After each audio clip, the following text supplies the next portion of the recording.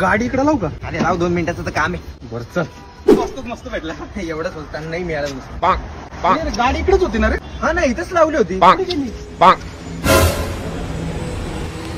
आज तर 3 तारीख आहे. म्हणजे नो पार्किंग.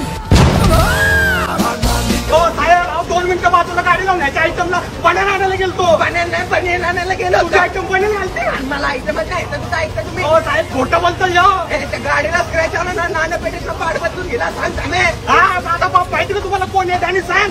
कोण आहे रे? ए पाळताना चेष्टा नाही करायच्या. अरे एकदम उठायला लागली मला. आलो लवकर या, मला पण आली. 0 मिनिटात आलो.